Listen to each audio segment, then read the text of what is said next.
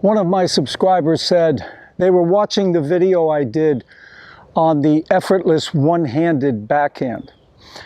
And they said, "Hey Tom, how can I hit an effortless forehand?" Well, you can use the rubber band effect a little bit with your forehand. But let me say right here that you will always be working a little harder with your forehand. Because with your forehand, your arm is coming across your body, and you can't get as much rubber band effect. On the backhand, you can get a lot because you're stretching out that upper back, the shoulder area, and you're really pulling that rubber band. But with the forehand, you can't get as much. And because the arm is coming across the body, you're always going to be working a little harder. That's why I like the one-handed backhand so much. I mean, there are some negatives to it, but you know, especially high ones, you know, you've got to work really hard. But you know, it's an effortless shot, the one-hander. But anyway, back to the forehand. How do we do it? Well, I don't know if you've seen some of the forehands that Nick Krygios hits, okay? I've given that forehand a name. I call it the slap forehand, okay? He's real loose with his wrist, okay? And he gets good racket lag, and then he just snaps his wrist and his arm into the shot like a whip. And I mean, he's hitting forehands at like 125 sometimes, you know, so he's really cranking it. So anyway, how do you do it? Well, basically, first of all, you've got to practice this and be very talented to hit this shot consistently. And I don't recommend it on anything that is not up above around, let's say it's got to be about chest high.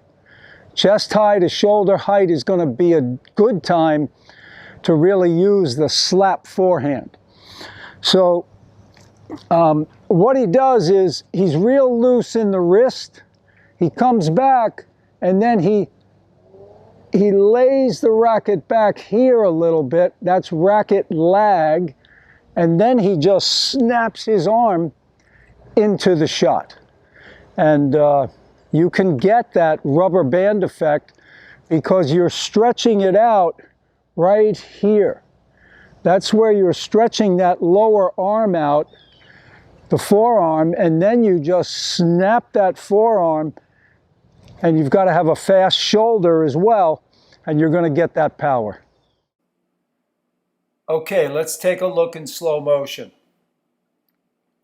Okay, the racket comes back relatively high. Okay, once I get to this point here, now the racket is going to drop slightly lower than the contact point, right there. Now I'm swinging forward. Right there, the racket is lagging, slightly behind. Now from here, the wrist will snap right there and come across on the finish. You can see the position of my racket here. The wrist has fully snapped into the shot.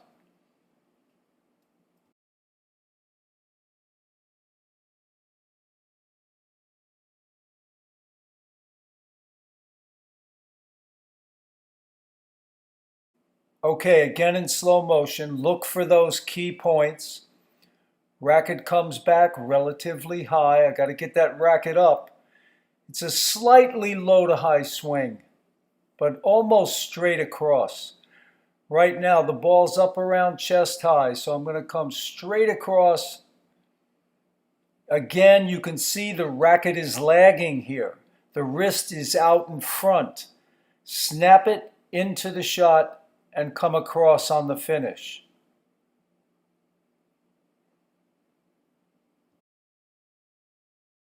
Okay, from the side, you'll see a little different. Racket comes back slightly high, racket face is closed.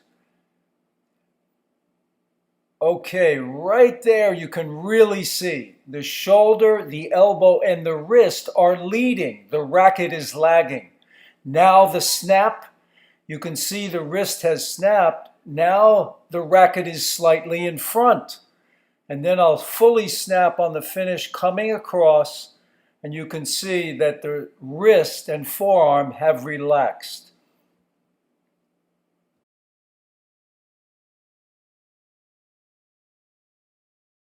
Okay, one more in slow motion. Racket comes back high. And now the swing, remember, is almost horizontal with a slight low to high swing. The more horizontal, the more power you're going to get. But remember, the ball has to be up around chest high, shoulder height. Okay, right there again, you can see the racket is lagging. Snap it in, and the wrist has fully relaxed on the finish. That's how you get effortless type power with your forehand.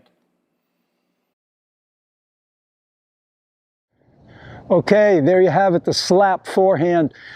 Remember, this shot takes a lot of practice, and I only recommend it on balls up in the shoulder height, chest high area. Because basically, you've got to meet the ball perfectly, okay? You're basically coming almost straight across with a slightly, low to high swing. But you're basically coming straight across, slightly low to high, and you're snapping that forearm and wrist into the shot. Please subscribe to the channel, give me a like, a thumbs up, share it with your friends, and post any questions or comments below. All the best and happy hitting out there.